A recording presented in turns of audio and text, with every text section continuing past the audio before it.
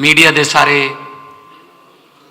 मंच, social media, print media, electronic media के जिन्ने भी सज्जन अपने अपने मंच नूं रिप्रजेंट करते हैं, सारिਆਂ का बहुत बहुत धन्यवाद, बहुत बहुत स्वागत। अज लोकल बॉडीज़ दियाँ, खास तौर पर पेंडू बैल्ट दियाँ कल जो चोणां दे नतीजे दियाँ गूंजां पै रही ने सारी दुनिया दे विच, लोकां दे फतवे दियाँ, उहदे बारे बड़े गंभीर विचार, तुहाडे सवाल करन लई अरविंद केजरीवाल साहब, आम आदमी पार्टी के नैशनल कन्वीनर जिन्हां दी अगवाई दे विच पूरे देश दे विच पार्टी हर पद्धर ते अपनियां जड़ां जिहड़ियां मजबूत कर रही है। स्पैशली दिल्ली तो चल के तुहाडे नाल कुछ विचार साझे करन आए ने, पंजाब के लोगों का धन्यवाद करन आए ने।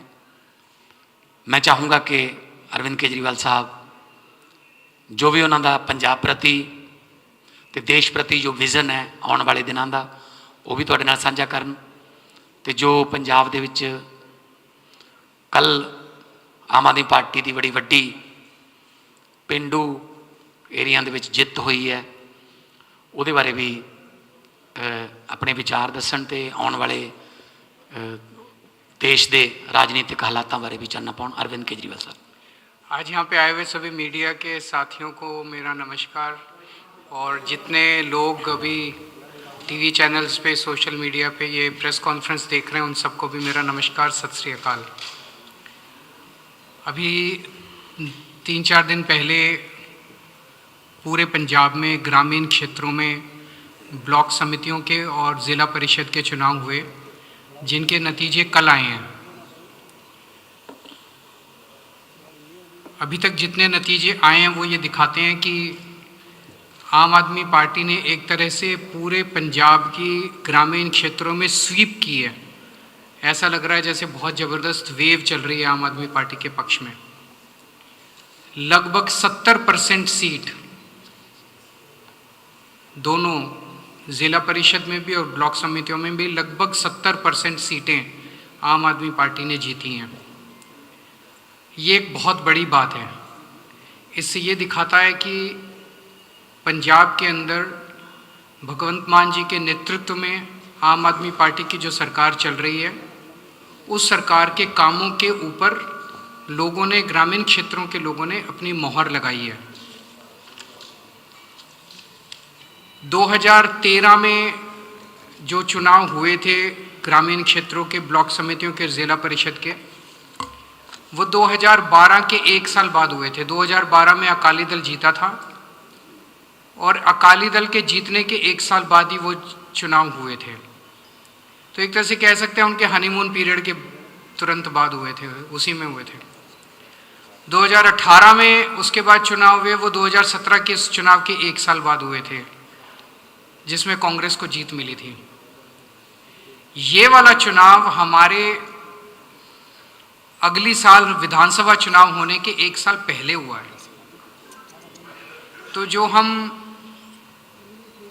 राजनीतिक भाषा में कहते हैं कि एंटी इनकम्बेंसी फैक्टर, मैं समझता हूं कि आम आदमी पार्टी ने, मान साहब ने जो काम किए हैं उससे एंटी इनकम्बेंसी नहीं, प्रो इनकम्बेंसी फैक्टर दिखाई देता है कि लोग बहुत खुश हैं उन कामों से और उन कामों के ऊपर उन्होंने मोहर लगाई है। तो कुछ लोग, जब मैं कल बात कर रहा था कुछ पत्रकारों से, तो वो ये कह रहे थे कि 2012 में अकाली दल की सरकार थी तो अकाली दल को बहुमत मिला, 18 में कांग्रेस के, उसके साथ कंपैरिजन सही नहीं है। पहली चीज़, क्योंकि उस वक्त उनके 1 साल हुए थे सरकार को, हमारे 4 साल कंप्लीट हो गए हैं। दूसरी चीज़, हम सब लोग जानते हैं कि 2013 और 2018 में जो ग्रामीण क्षेत्रों के चुनाव हुए थे वो पूरे के पूरे धक्काशाही से हुए थे। ना कोई वीडियोग्राफी हुई थी, ना काउंटिंग की वीडियोग्राफी थी, ना किसी चीज़ की, सारा का सारा पूरा धक्काशाही से जीत हुई थी। अभी 3 दिन पहले जो चुनाव हुए हैं वो चुनाव फ्री एंड फेयर इलेक्शन है, पूरे चुनावों की वीडियोग्राफी है और काउंटिंग की वीडियोग्राफी है। और मैं आपके सामने एक ऐसा सबूत पेश कर रहा हूं जो दिखाता है कि चुनाव कितने फेयर हुए हैं। 580 सीटें ऐसी हैं जो 100 से कम मार्जिन से जीती गई हैं। टोटल सीटों में 580 सीटें ऐसी हैं जो 100 से कम मार्जिन की वोट से जीती गई हैं। इन 580 सीटों में से 261 सीटें आम आदमी पार्टी ने जीती हैं 100 से कम मार्जिन में, और 319 सीटें विपक्ष ने जीती हैं। अगर जिस तरह का धक्का किया जाता है चुनावों के अंदर, अगर हमने मशीनरी का दुरुपयोग किया होता, एक बार डीसी को या एसडीएम को फोन करने की जरूरत थी, तो ये 319 सीटें जो विपक्ष जीता, ये सारी की सारी एक एक सीट हमारे पक्ष में वोट पड़ सकते थे अगर हम धक्काशाही करते तो। पर हमने धक्काशाही नहीं की, हमने कहा फ्री, हम भी देखना चाहते थे कि जनता का क्या वो है। जैसे मैं आपको कुछ उदाहरण देता हूं, जिला परिषद के कुछ उदाहरण है। जैसे संगरूर जिले में फगवाला जोन कांग्रेस जीती है केवल 5 वोट से। 5 वोट से अगर विपक्ष सीट जीता है तो इससे बड़ा सबूत और क्या हो सकता है कि चुनाव फ्री एंड फेयर हुए हैं। श्री मुक्तसर साहिब कोटभाई जोन, ये कांग्रेस जीती है 41 वोट से। इस तरह की बहुत बड़ी सारी सीट वो है मेरे पास। ब्लॉक समितियों में जैसे फतेहगढ़ साहब में, लखनपुर वार्ड जो है, जोन जो है, ये कांग्रेस जीती है 3 वोट से। जालंधर में गिल, ये कांग्रेस जीती है 3 वोट से। लुधियाना में बाजरा, ये कांग्रेस जीती है 3 वोट से। गुरदासपुर में छग्गुवाल, ये कांग्रेस जीती है 4 वोट से। होशियारपुर में ये घोरेवाहा, ये कांग्रेस जीती है 4 वोट से। और अगर ये 1 वोट से, 2 वोट से, 3 वोट से, 4 वोट से, अभी मान साहब और भी उदाहरण देंगे, ये जीते हैं, तो क्या ये आरोप लगाया जा सकता है कि चुनाव में जरा सा इससे ज्यादा फ्री एंड फेयर इलेक्शन नहीं हो सकता है? वहां के एसडीएम को एक फोन करने की जरूरत थी। 1 वोट, 4 वोट, 5 वोट वाली सीट को अपनी तरफ करना मौजूदा सरकार को, रूलिंग पार्टी को कोई मुश्किल नहीं है। तो ये दिखाता है कि लोगों ने मौजूदा सरकार के कामों के ऊपर मोहर लगाई है। वो कौन से काम है जिससे ग्रामीण क्षेत्र के लोग बहुत खुश हैं?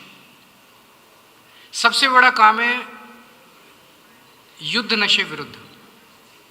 पहली बार उन सभी पार्टियों की सरकारें पंजाब को नशे में धकेलने के लिए जिम्मेदार थी, उन्होंने पंजाब को नशे में धकेला।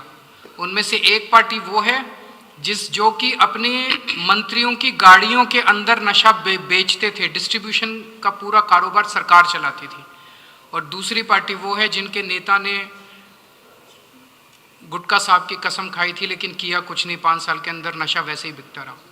पहली बार हमारी सरकार के दौरान लोगों ने देखा कि नशा बेचने वालों के घरों के ऊपर बुलडोजर चले और 25,000 से ज़्यादा लोग गिरफ्तार हो चुके हैं अभी तक। किसानों के गांव में, खेतों में पहली बार 75 साल के बाद उनके खेतों में पानी आया है, नहर का पानी आया है। 75 साल से नहीं आया था। लोग कहते हैं कि पानी को तरस गए थे, पहली बार पानी आया है।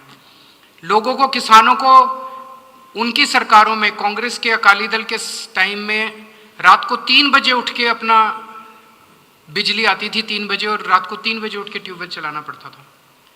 हमारी सरकार के दौरान 8 घंटे लगातार दोपहर के अंदर बिजली आती है, उनको रात को उठने की जरूरत नहीं है और अच्छी बिजली आती है। लोग उससे बहुत खुश हैं। बिजली फ्री जो की है हमने, 90% से ज़्यादा पंजाब को आज अपने घर की बिजली फ्री मिल रही है, इससे लोग बहुत खुश हैं। अभी पूरे पंजाब की ग्रामीण सड़कें, 19,000 किलोमीटर की ग्रामीण सड़कें बन रही हैं। टोटल 43,000 किलोमीटर की सड़कें बन रही हैं, जिसमें से 19,000 किलोमीटर की ग्रामीण सड़कें बन रही हैं। और सड़कों की क्वालिटी देखने लायक है, शानदार सड़कें बन रही हैं। पहली बार 5 साल का उसके अंदर गारंटी क्लॉज डाला गया है जो कि पहले कभी नहीं डाला गया। उन सड़कों से बहुत खुश हैं। 58,000 बच्चों को, गांव के बच्चों को, गरीबों के बच्चों को, मजदूरों के, किसानों के बच्चों को नौकरियां मिली हैं, सरकारी नौकरियां। पहले कोई सोच भी नहीं सकता था कि पंजाब के अंदर बिना रिश्वत के और बिना सिफारिश के सरकारी नौकरी मिल सकती है। मान साहब ने अपने हाथ से सरकारी जिनको नौकरी मिली है उनको सर्टिफिकेट बांटे हैं, कोई सिफारिश नहीं, कोई पैसा नहीं। शिक्षा के क्षेत्र में स्कूलों में जबरदस्त बदलाव हुए हैं। मोहल्ला क्लिनिक, 1000 के करीब मोहल्ला क्लिनिक पंजाब के कोने कोने में चल रहे हैं और लोग इससे इतने ज़्यादा खुश हैं। उसका लगातार फीडबैक जो है चीफ मिनिस्टर ऑफिस में आता रहता है।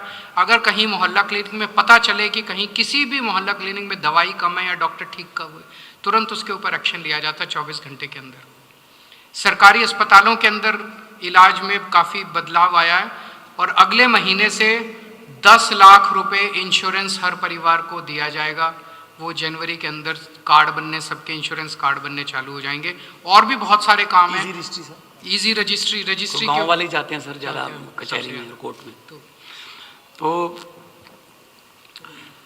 बहुत जिस तरह अरविंद केजरीवाल साहब ने दसिया कि मेरे को एक पूरी लिस्ट पई है 9 वोटां वाले मलौद, ਉਹਦੇ ਚ ਮਲੌਦ ਸੈਕਸ਼ਨ ਚ ਦੁਹਾਈ ਹੈ ਧੂਰਾ, ਸਾਡੇ ਧੂਰੀ ਮੇਰਾ ਹਲਕਾ ਹੈ, 9 ਵੋਟਾਂ ਤੇ ਕਾਂਗਰਸ ਜਿੱਤੀ ਹੈ ਜੀ। ਧੂਰੀ ਤੋਂ ਧੂਰੀ ਜ਼ੋਨ ਹੈ ਉਹਦਾ, ਧੂਰਾ ਇੱਕ ਬਲਾਕ ਸੰਮਤੀ ਹੈ। 9 ਤੇ 10 ਤੇ 13 ਤੇ 24 ਤੇ 29 ਤੇ 20 ਤੇ 92 ਤੇ ਇਸ ਤਰ੍ਹਾਂ ਮੇਰੇ ਕੋਲ ਆ ਸਾਰੀ ਲਿਸਟ ਪਈ ਹੈ ਜੀ। ਜਿੱਥੇ ਮੈਂ ਦੱਸਦਾ ਝੁਨੀਰ 30 ਵੋਟਾਂ ਤੇ ਇੰਡੀਅਨ ਨੈਸ਼ਨਲ ਕਾਂਗਰਸ ਜਿੱਤੀ ਹੈ ਜੀ। ਝੁਨੀਰ ਤੋਂ ਬਾਜੇਵਾਲਾ ਬਲਾਕ ਸੰਮਤੀ ਹੈ। ਭਰਤਗੜ੍ਹ 40 ਵੋਟਾਂ ਤੇ, ਭਰਤਗੜ੍ਹ ਰੋਪੜ ਦੇ ਵਿੱਚ ਪੈਂਦਾ ਜੀ, ਅਨੰਦਪੁਰ ਸਾਹਿਬ। ਸੋ ਇਹ ਸਾਡੇ ਕੋਲ ਲਿਸਟ ਹੈ। ਸੋ ਇਹ ਕਾਂਗਰਸ ਵੱਲੋਂ ਇਹ ਕਹਿਣਾ ਕੁਝ ਇਹ ਤਾਂ ਜੀ ਉਹ ਛਪਾ ਲਏ, ਬੈਲਟ ਪੇਪਰ ਵੱਧ ਛਪਾ ਲਏ, ਇਹ ਪਹਿਲਾਂ ਹੀ ਪਾ ਦੇਣਗੇ, ਅਗਲੇ ਦਿਨ ਕਹਿੰਦੇ ਇਹ ਹੁਣ ਉਹਦੇ ਉੱਤੇ ਸਿਆਹੀ ਡੋਲ ਦੇਣਗੇ, ਇਹ ਹੁਣ ਸਾਡੇ ਏਜੰਟਾਂ ਨੂੰ ਬਾਹਰ ਕੱਢ ਦੇਣਗੇ। ਇਹ ਮਤਲਬ ਚਰਨਜੀਤ ਸਿੰਘ ਚੰਨੀ ਨੇ ਸਭ ਤੋਂ ਵੱਧ ਇਲਜ਼ਾਮ ਲਾਏ। ਚਰਨਜੀਤ ਸਿੰਘ ਚੰਨੀ ਦੇ ਹਲਕੇ ਦੇ ਵਿੱਚ ਉਹਨੂੰ ਪੁੱਛ ਲਓ ਕਿੰਨੀਆਂ ਜਿੱਤੇ ਨੇ ਉਹ। ਜੇ ਆਹ ਗੱਲ ਹੁੰਦੀ ਉਹਨਾਂ ਦੀ ਵੀ ਸਿਆਹੀ ਡੋਲ, ਅਸਲ 'ਚ ਨਾ ਸੌਣ ਦੇ ਅੰਨੇ ਨੂੰ ਸਾਰਾ ਕੁਝ ਹਰਾ ਹਰਾ ਹੀ ਨਜ਼ਰ ਆਉਂਦਾ ਹੈ। ਇਹ ਕਰਦੇ ਰਹੇ ਆ ਸਾਰਾ ਕੁਛ ਇੱਦਾਂ ਇਦੋਂ ਪਹਿਲਾਂ ਵਾਲੀਆਂ ਇਲੈਕਸ਼ਨਾਂ 'ਚ, ਜਿਸ ਤਰ੍ਹਾਂ ਕੇਜਰੀਵਾਲ ਸਾਹਿਬ ਨੇ ਕਿਹਾ, ਬਸ ਅਨਾਊਂਸ ਹੀ ਕਰ ਦਿੰਦੇ ਸੀ ਬਾਹਰੋਂ ਵੀ 20 ਦੀਆਂ 20 ਜਿੱਤ ਗਏ ਜੀ, ਚਲੋ ਘਰੇ ਜਾਓ ਸਾਰੇ ਜਾਣੇ। ਇਸ ਵਾਰ ਪਹਿਲੀ ਵਾਰ ਵੀਡੀਓਗ੍ਰਾਫੀ ਹੋਈ ਹੈ, ਸਾਰੇ ਚੈਨਲਾਂ ਤੇ ਲਾਈਵ ਚੱਲਿਆ, ਹਜੇ ਵੀ ਦੱਸ ਰਿਹਾ। ਸੋ 1800 ਤੋਂ ਵੱਧ ਬਲਾਕ ਸੰਮਤੀ ਦੀਆਂ ਜਿੱਤੀਆਂ ਨੇ, 250 ਤੋਂ ਵੱਧ ਸਾਡੀਆਂ ਲਗਭਗ ਜ਼ਿਲ੍ਹਾ ਪ੍ਰੀਸ਼ਦ ਨੇ। ਜਿਸ ਤਰ੍ਹਾਂ ਕਿਹਾ ਕਿ 319 ਇਹੋ ਜਿਹੀਆਂ ਸੀਟਾਂ ਨੇ ਮਿਲਾ ਕੇ ਜਿਹੜੀਆਂ 100 ਤੋਂ ਘੱਟ ਆਮ ਆਦਮੀ ਪਾਰਟੀ ਹਾਰੀ ਹੈ। ਕੋਈ ਗੱਲ ਨਹੀਂ, ਹਰੇਕ ਨੂੰ ਹੱਕ ਹੈ। ਜੇ 5 ਵੋਟਾਂ ਜਿੱਤਿਆ, 4 ਤੇ ਜਿੱਤਿਆ, 10 ਤੇ ਜਿੱਤਿਆ, ਕੋਈ ਗੱਲ ਨਹੀਂ। ਉਹਨਾਂ ਨੂੰ ਵਧਾਈਆਂ ਸਾਰਿਆਂ ਨੂੰ, ਬਹੁਤ ਸਾਰੀਆਂ ਵਧਾਈਆਂ। ਜਿਹੜੇ ਵੀ ਜਿੱਤੇ ਨੇ ਸਾਰਿਆਂ ਨੂੰ ਬਹੁਤ ਵਧਾਈਆਂ। ਉਹ ਕੋਈ ਆਪਣੀ ਪਾਰਟੀ ਲਈ ਨਹੀਂ, ਉਹ ਲੋਕਾਂ ਨੇ ਜਿਤਾਏ ਨੇ, ਤਾਂ ਲੋਕਾਂ ਲਈ ਕੰਮ ਕਰਨਾ ਉਹਨਾਂ ਦਾ ਫਰਜ਼ ਬਣਦਾ। ਮੈਨੂੰ ਉਮੀਦ ਹੈ ਕਿ ਸਾਰੇ ਨੁਮਾਇੰਦੇ ਜਿਹੜੇ ਨੇ ਲੋਕਾਂ ਨੇ ਚੰਗੇ ਚੁਣੇ ਹੋਣਗੇ। ਲੋਕਾਂ ਦਾ ਫਤਵਾ ਸਿਰ ਮੱਥੇ ਪੰਜਾਬ ਦੇ ਲੋਕਾਂ ਦਾ।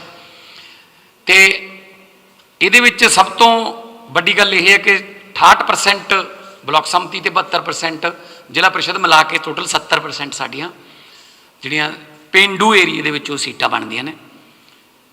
ਤੇ ਇਹਦੇ ਵਿੱਚ ਅਕਾਲੀ ਦਲ ਤੀਜੇ ਨੰਬਰ ਤੇ ਹੈ। ਜੇ ਤੁਸੀਂ ਹੁਣ ਇਹ ਸੋਚੋਗੇ ਕਿ ਪਿੰਡਾਂ ਦੇ ਵਿੱਚ ਵੀ ਜੋ ਤੀਜੇ ਨੰਬਰ ਤੇ ਰਹਿਣਗੇ, ਕਿਤੋਂ 15 ਜਿੱਤ ਗਏ, ਕਿਤੋਂ 10 ਜਿੱਤ ਗਏ, ਕਿਤੋਂ 11 ਜਿੱਤ ਗਏ, ਇੱਕ ਹਲਕਾ ਤਾਂ ਪੂਰਾ ਕਿਤੋਂ ਵੀ ਨਹੀਂ ਜਿੱਤੇ, ਠੀਕ ਹੈ ਨਾ।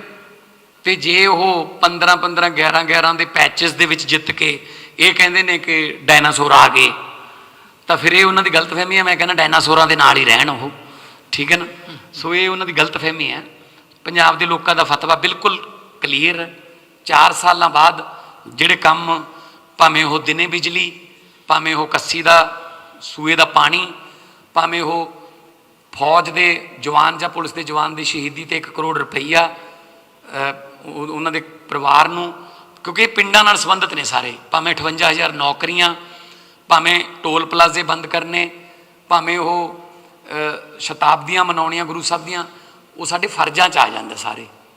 ਸੋ ਇਸ ਕਰਕੇ ਮੈਂ ਪੰਜਾਬ ਦੇ ਲੋਕਾਂ ਦਾ ਬਹੁਤ ਧੰਨਵਾਦ ਕਰਦਾ, ਔਰ ਸਾਨੂੰ ਉਮੀਦ ਹੈ ਕਿ ਜਿੱਥੇ ਜਿੱਥੇ ਸਾਡੇ ਜਿਹੜੇ ਕੈਂਡੀਡੇਟ ਨੇ ਬਹੁਤ ਘੱਟ ਮਾਰਜਨ 'ਤੇ ਹਾਰੇ ਵੀ ਨੇ, ਉੱਥੇ ਉੱਥੇ ਉਹ ਆਪਣੀਆਂ ਕਮੀਆਂ ਲੱਭਣਗੇ, ਲੋਕਾਂ ਕੋਲ ਜਾਵਾਂਗੇ, ਕਿਹੜੀ ਕਮੀ ਰਹੀ ਕਿ ਲੋਕਾਂ ਨੇ ਜਿਹੜਾ ਉਹ ਫਤਵਾ ਜਿਹੜਾ ਥੋੜ੍ਹੇ ਜਿਹੇ ਮਾਰਜਨ 'ਤੇ ਕਿਤੇ ਹੋਰ ਕੀਤਾ, ਉਹਨਾਂ ਨਾਲ ਜ਼ਰੂਰ ਗੱਲਬਾਤ ਕਰਨੀ ਚਾਹੀਦੀ ਹੈ। ਮੈਂ ਸਾਰੇ ਆਪਣੀ ਪਾਰਟੀ ਦੇ ਵਰਕਰਾਂ, ਚੇਅਰਮੈਨਾਂ ਜਾਂ ਲੀਡਰਾਂ ਨੂੰ ਅਸੀਂ ਉੱਥੇ ਭੇਜਾਂਗੇ ਲੋਕਾਂ ਕੋਲ। ਅਸੀਂ ਲੋਕਾਂ ਦੇ ਵਿੱਚੋਂ ਨਿਕਲੇ, ਲੋਕਾਂ 'ਚ ਹੀ ਰਹਿਣਾ। ਅਤੇ ਇਸ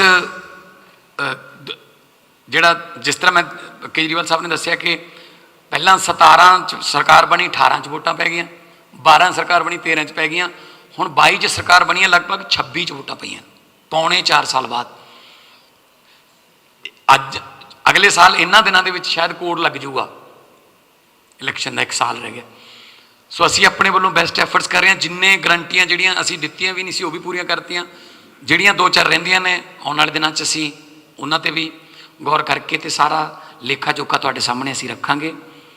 ਤੇ ਆਮ ਆਦਮੀ ਪਾਰਟੀ ਦੀ ਬਹੁਤ ਵੱਡੀ ਜਿੱਤ ਹੈ, ਇਕੱਲਾ ਪੰਜਾਬ 'ਚ ਨਹੀਂ, ਕੇਜਰੀਵਾਲ ਸਾਹਿਬ ਪੂਰੇ ਦੇਸ਼ 'ਚ ਨੇ। ਹੁਣੇ ਗੋਆ ਤੋਂ ਆਏ ਨੇ, ਗੋਆ ਦੇ ਵਿੱਚ ਵੀ ਇਲੈਕਸ਼ਨ ਹੋਣੀ ਹੈ, ਸ਼ਨੀਵਾਰ ਨੂੰ ਇਲੈਕਸ਼ਨ ਹੈ। ਗੋਆ ਦੇ ਵਿੱਚ ਵੀ ਬਲਾਕ ਸੰਮਤੀ ਦੀਆਂ, ਪੰਚਾਇਤ ਸੰਮਤੀ ਦੀਆਂ ਚੋਣਾਂ ਹੋ ਰਹੀਆਂ ਨੇ।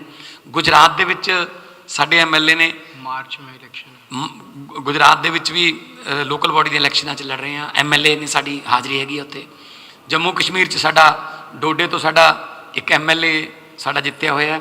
ਰੀਸੈਂਟਲੀ ਹੁਣ ਕੇਰਲਾ ਦੇ ਵਿੱਚ 3 ਸੀਟਾਂ ਆਈਆਂ, ਕੇਰਲਾ ਦੇ ਵਿੱਚ 3 ਸੀਟਾਂ ਸਾਡੀਆਂ ਲੋਕਲ ਬਾਡੀ ਇਲੈਕਸ਼ਨਾਂ ਦੇ ਵਿੱਚ 3 ਲੇਡੀਜ਼ ਜਿੱਤੀਆਂ ਨੇ। ਸੋ ਆਮ ਆਦਮੀ ਪਾਰਟੀ ਦੀਆਂ ਜਿਹੜੀਆਂ ਜੜ੍ਹਾਂ ਨੇ ਉਹ ਪੂਰੇ ਦੇਸ਼ ਦੇ ਵਿੱਚ ਇਮਾਨਦਾਰੀ ਦੀ ਰਾਜਨੀਤੀ ਦੀਆਂ ਫੈਲ ਰਹੀਆਂ ਨੇ। ਅਤੇ ਮੈਂ ਵਧਾਈਆਂ ਵੀ ਦਿੰਦਾ ਸਾਡੇ ਨੈਸ਼ਨਲ ਕਨਵੀਨਰ ਸਾਹਿਬ ਨੂੰ। ਔਰ ਇਸੇ ਤਰ੍ਹਾਂ ਬਾਕੀ ਵਿਰੋਧੀਆਂ ਨੇ ਤਾਂ ਇਲਜ਼ਾਮ ਲਾਈ ਹੋ ਜਾਣੇ ਨੇ, ਜਿੱਥੋਂ ਜਿੱਤ ਗਏ ਉੱਥੇ ਸਹੀ ਹੈ, ਜਿੱਥੋਂ ਹਾਰ ਗਏ ਉੱਥੇ ਧੱਕਾ ਹੈ। ਇਹ ਤਾਂ ਉਹਨਾਂ ਨੇ ਕਹਿਣਾ ਹੁੰਦਾ। ਮੈਂ ਪਹਿਲਾਂ ਹੀ ਤੁਹਾਨੂੰ ਉਸ ਦਿਨ ਪ੍ਰੈਸ ਕਾਨਫਰੰਸ ਕਰਕੇ ਦੱਸਤਾ ਸੀ, ਕੋਈ ਕਿਸੇ ਕਿਸਮ ਦਾ ਧੱਕਾ ਨਹੀਂ, ਬਿਲਕੁਲ ਫੇਅਰ ਇਲੈਕਸ਼ਨ ਹੈ। ਔਰ ਜਿਹੜੇ ਅੰਦਰ ਏਜੰਟ ਬੈਠੇ ਨੇ ਉਹ ਕਹਿੰਦੇ ਨੇ ਬਿਲਕੁਲ ਸਹੀ ਹੋ ਰਿਹਾ ਜੀ, ਬਾਹਰ ਵਾਲੇ ਰੌਲਾ ਪਾ ਰਹੇ ਨੇ ਜੀ, ਬਹੁਤ ਧੱਕਾ ਹੋ ਰਿਹਾ ਜੀ, ਆਹ ਹੋ ਰਿਹਾ ਜੀ, ਹੋ ਰਿਹਾ। ਉਹ ਅਸਲ 'ਚ ਆਪਣੀ ਹਾਰ ਨੂੰ ਕਿਸੇ ਹੋਰ ਪਾਸੇ ਡਾਈਵਰਟ ਕਰਨਾ ਚਾਹੁੰਦੇ ਸੀਗੇ, ਜੋ ਕਿ ਨਹੀਂ ਹੋ ਸਕਦੀ। ਸੋ ਬਹੁਤ ਬਹੁਤ ਤੁਹਾਡਾ ਧੰਨਵਾਦ। ਕੋਈ ਸਵਾਲ ਤੁਹਾਡਾ ਹੋਵੇ ਤਾਂ ਅਸੀਂ ਲੱਗ ਸਕਦੇ।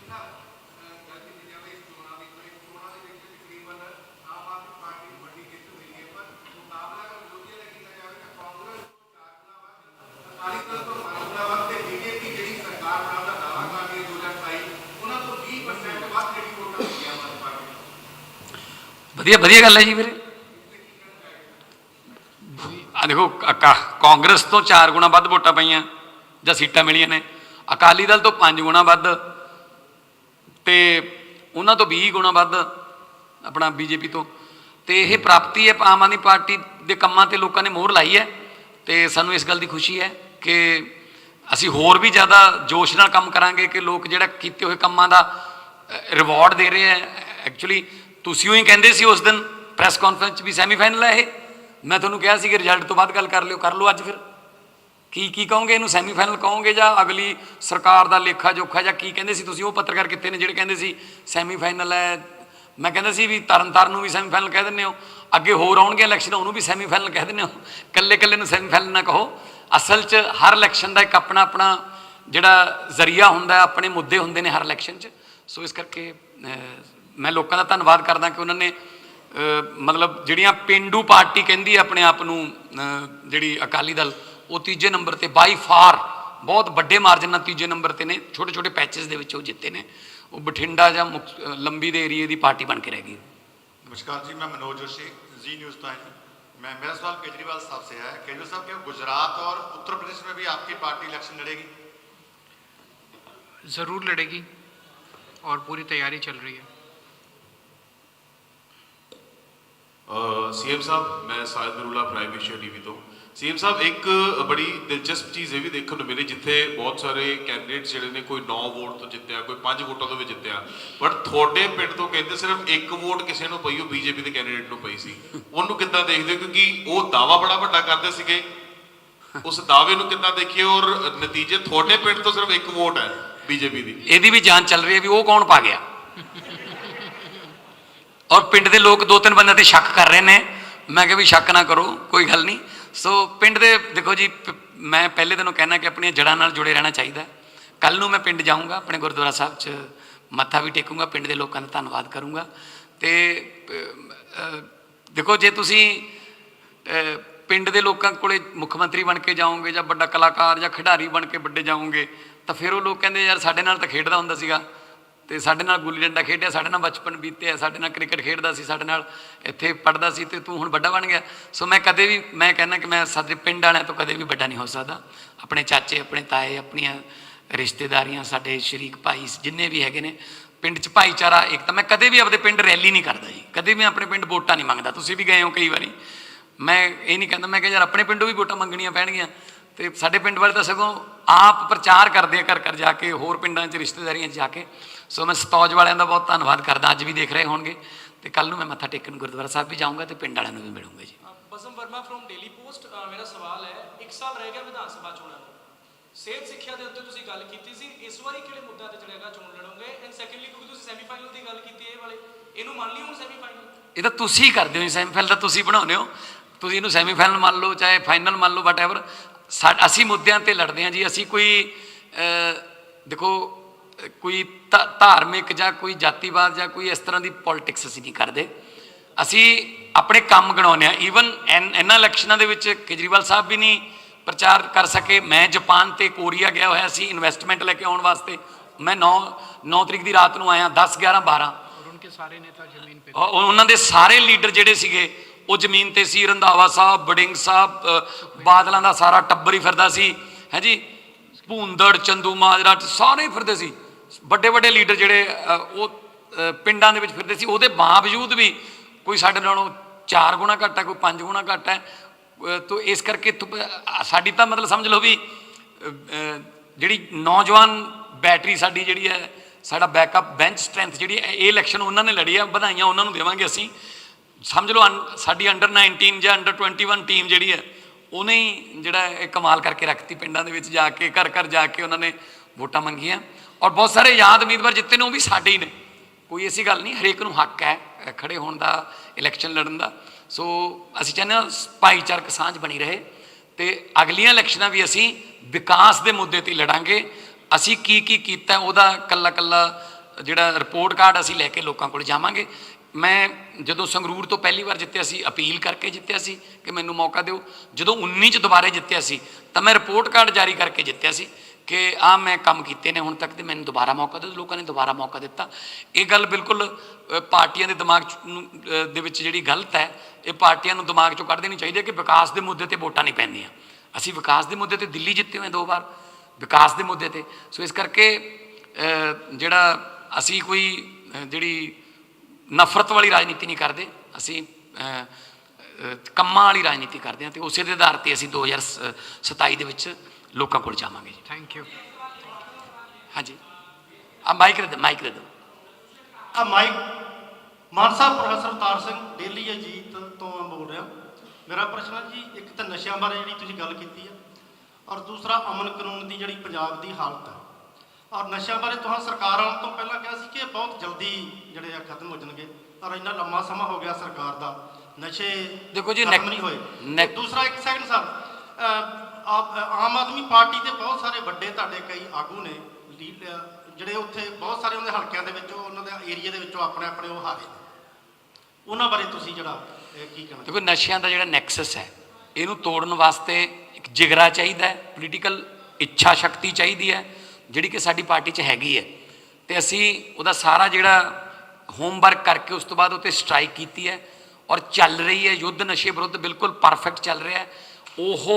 ਉਹ ਬੰਦੇ, ਉਹ ਮਗਰਮੱਛ ਜਿਨ੍ਹਾਂ ਬਾਰੇ ਤੁਹਾਨੂੰ ਵੀ ਸੋਚ ਕੇ ਡਰ ਲੱਗਦਾ ਕਿ ਯਾਰ ਇਹ ਅੰਦਰ ਹੋ ਜੂ, ਤੁਹਾਡੇ ਤਾਂ ਉਹ ਦਫ਼ਤਰ 'ਚ ਆ ਕੇ ਜੱਫੀਆਂ ਪਾਉਂਦੇ ਰਹੇ ਹੈ, ਠੀਕ ਹੈ ਨਾ, ਬੁਲਾ ਕੇ ਦਫ਼ਤਰ ਦੇ ਵਿੱਚ ਜੱਫੀਆਂ ਪਈਆਂ ਨੇ ਉੱਥੇ ਸਿੱਧੂ ਨਾਲ, ਉਹ ਦਫ਼ਤਰ ਕਿਹਦਾ ਸੀ, ਠੀਕ ਹੈ ਨਾ। ਸੋ ਇਸ ਕਰਕੇ ਉਹ ਬੰਦਿਆਂ ਬਾਰੇ ਸੋਚ ਵੀ ਨਹੀਂ ਸਕਦੇ ਸੀ ਕਿ ਉਹ ਜੇਲ੍ਹ 'ਚ ਹੋ ਜਾਣਗੇ। ਉਹਨਾਂ ਨੂੰ ਜੇਲ੍ਹ 'ਚ ਕਰਨ ਵਾਸਤੇ ਜਿਗਰਾ ਚਾਹੀਦਾ, ਹੋ ਰਹੇ ਨੇ। ਔਰ ਰੀਸੈਂਟਲੀ ਰਿਪੋਰਟ ਛਪੀ ਹੈ, ਪੰਜਾਬ ਦੇ ਵਿੱਚ ਸਭ ਤੋਂ ਵੱਧ ਕਨਵਿਕਸ਼ਨ 83% ਕਨਵਿਕਸ਼ਨ ਰੇਟ ਆ ਸਾਡੇ ਤਸਕਰਾਂ ਨੂੰ ਅੰਦਰ ਕਰਨ ਦਾ, ਤੇ ਰਿਕਵਰੀ ਸਾਰੇ ਦੇਸ਼ ਤੋਂ ਵੱਧ ਹੈ। ਬਾਰਡਰ ਸਟੇਟ ਹੋਣ ਦੇ ਨਾਤੇ ਹਾਲਾਂਕਿ ਸੈਂਟਰ ਸਰਕਾਰ ਦਾ ਵੀ ਫਰਜ਼ ਬਣਦਾ ਕਿ ਸਾਡੇ ਨਾਲ ਸਹਿਯੋਗ ਕਰੇ, ਪਰ ਅਸੀਂ ਫਿਰ ਵੀ ਨਸ਼ਿਆਂ ਨੂੰ ਬਹੁਤ ਹੱਦ ਤੱਕ ਅਸੀਂ ਠੱਲ ਪਾ ਲਈ। ਤੇ ਬਾਕੀ ਰਹੀ ਅਨਮਨ ਕਾਨੂੰਨ ਦੀ ਹਾਲਤ, ਉਹਦੇ ਵਿੱਚ ਵੀ ਅਸੀਂ ਕੋਈ ਪੁਸ਼ਤ ਪਨਾਹੀ ਨਹੀਂ ਕਰਦੇ ਕਿਸੇ ਗੈਂਗਸਟਰ ਦੀ ਜਾਂ ਸਮਗਲਰ ਦੀ, ਪਰ ਹਾਂ ਜਿਹੜੀਆਂ ਪੁਰਾਣੀਆਂ ਸਰਕਾਰਾਂ ਦੇ ਕੰਡੇ ਬੀਜੇ ਹੋਏ ਨੇ ਉਹ ਸਾਨੂੰ ਚੁਗਣੇ ਪੈ ਰਹੇ ਨੇ, ਚੁਗਾਂਗੇ ਅਸੀਂ, ਠੀਕ ਹੈ ਨਾ। ਉਹਦੇ ਵਿੱਚ ਵੀ ਜੇ ਕੋਈ, ਮੈਂ ਪਹਿਲਾਂ ਵੀ ਕਿਹਾ ਸੀ ਹੁਣ ਵੀ ਕਹਿਣਾ ਕਿ ਪੰਜਾਬ ਦੀ ਜਿਹੜੀ ਲਾਅ ਐਂਡ ਆਰਡਰ ਦੀ ਸਥਿਤੀ ਨੂੰ ਖਰਾਬ ਕਰਨ ਦੀ ਕੋਈ ਗਲਤਫਹਿਮੀ ਪਾਲੀ ਫਿਰਦਾ, ਉਹ ਆਪਣੇ ਦਿਲ ਚੋਂ ਗਲਤਫਹਿਮੀ ਕੱਢ ਦੇ। ਪੰਜਾਬ ਹਮੇਸ਼ਾ ਸ਼ਾਂਤੀ ਦਾ ਪੁੰਜ ਰਿਹਾ ਹੈ, ਪੰਜਾਬੀ हमेशा शांति का पुंज रहेंगे जी। अरविंद जी, ये सवाल आपसे है कि देश की राजधानी दिल्ली की अगर हम बात करें तो पॉल्यूशन से लोगों का जीना आराम है, सांस लेना मुश्किल है। आप मुख्यमंत्री भी रहे हैं और अभी पिछले 2 सालों से अगर हम पंजाब की बात करें तो पराली के मामले जो है वो काफ़ी कम हुए, फिर भी पॉल्यूशन दिल्ली का जस का तस बना हुआ है। इस पर क्या कहेंगे, क्योंकि आप सीएम भी रह चुके हैं और मौजूदा सरकार पंजाब में भी आपकी है। देखिए, 2-3 चीज़ें हैं। अभी तक ये कहा जाता था कि पंजाब की पराली की वजह से दिल्ली का पोल्यूशन है, पंजाब की पराली की वजह। अभी इस वक्त जैसे अभी परसों या कल मान साहब ने प्रेस कॉन्फ्रेंस की थी वीडियो के ज़रिए, इन्होंने सारा डेटा दिया कि किस तरह से अभी इस वक्त पूरे पंजाब के सभी शहरों का AQI 70 से 100 के बीच में है। तो अगर पंजाब में कोई धुआं नहीं है, पंजाब में इस टाइम कोई पराली नहीं जल रही, तो फिर इस वक्त जो भी पोल्यूशन है दिल्ली में वो दिल्ली का अपना पोल्यूशन है। और दिल्ली को ये पोल्यूशन दूर करने के लिए दिल्ली को और केंद्र सरकार को उचित कदम उठाने चाहिए। पहला, दिल्ली ने 10 साल जब तक हमारी सरकार थी, इस दौरान इतना सीवियर पोल्यूशन कभी नहीं देखा था। अभी भी जो AQI दिखा रहे हैं ये ऑफिशियल AQI, वो ऑफिशियल AQI भी सब लोग जानते हैं कि वो मैनिपुलेटेड है, क्योंकि अपने मीटर्स के आसपास ये लोग पानी छिड़क रहे हैं और पानी छिड़क के नीचे ला रहे हैं। उसके बावजूद 450 क्रॉस कर जाता है, 400 क्रॉस कर जाता है, उसके बावजूद इतना हाई है। लेकिन असली में AQ देखा जाए तो असली AQI शायद 700-800 के ऊपर मिलेगा। पूरा दम घोटू वातावरण है। और उस पोल्यूशन को कंट्रोल करने की बजाय पूरा का पूरा गड़बड़ करने की तरफ उनका ध्यान है। AQI के साथ टेम्पर कर दो। काफ़ी दिनों तक ग्रैप 4 लागू नहीं होने दिया गया। ग्रैप 4 अभी रिसेंटली लागू हुआ, लेकिन ग्रैप 4 अनाउंस कर दिया। पूरे दिल्ली के अंदर सरेआम कंस्ट्रक्शन चल रही है। ग्रैप 4 केवल कागजों में लागू किया गया, असली में लागू नहीं किया गया। हमारी जब सरकार थी हम कई कदम उठाते थे। हम ढेरों इंस्पेक्शन टीम्स बनाते थे जो कूड़ा जलाने की, या रात को कई जगह चौकीदार या हाथ सेकने के लिए आग जला, वो उस तरह की किसी भी आग को जलने से रोका जाता था। कई सख्त कदम उठाए जाते थे जिसकी वजह से पोल्यूशन को रोका जाता था। लेकिन सबसे ज़्यादा खतरनाक है केंद्र सरकार का जो रवैया है, खासकर प्रधानमंत्री का जो रवैया है। प्रधानमंत्री जी की तरफ से एक शब्द नहीं आया। जिस देश की राजधानी गैस चैम्बर बनी हुई है और उस देश के प्रधानमंत्री को प्रदूषण से कोई लेना देना नहीं है, प्रदूषण कैसे कम हो सकता है? दिल्ली का प्रदूषण तब कम होगा जब केंद्र सरकार बहुत एक्टिव तरीके से उसमें इंटरेस्ट लेगी और उसके लिए काम करेगी। पीछे 1 दशक पहले, 1.5 दशक पहले बीजिंग का AQI हमसे भी बहुत खराब होता था और बीजिंग का प्रदूषण हमसे भी कहीं ज़्यादा होता था। लेकिन वहाँ की सरकार ने काम किया, उन्होंने नीयत दिखाई काम करने की। हमारी ना दिल्ली सरकार और ना केंद्र सरकार, दोनों की कोई नीयत ही नज़र नहीं आती। उनकी केवल एक ही नीयत है, AQI से टेम्परिंग कर लो, पानी मीटर के पास पानी छिड़काव कर दो, ये कर दो। इस तरह से अगर आप करेंगे तो ये दिखाता है कि आपकी नीयत जो है वो लोगों को राहत दिलाने की नहीं है। आपकी नीयत केवल और केवल, एक अभी सुबह सुबह मैं सुन रहा था किसी से, वो कह रहा था PM ओमान में है, लीडर ऑफ अपोजिशन जर्मनी में, और देश की राजधानी प्रदूषण में। तो किसी को कोई चिंता ही नहीं है प्रदूषण की, तो प्रदूषण कम कैसे होगा? Thank you sir. Thank you.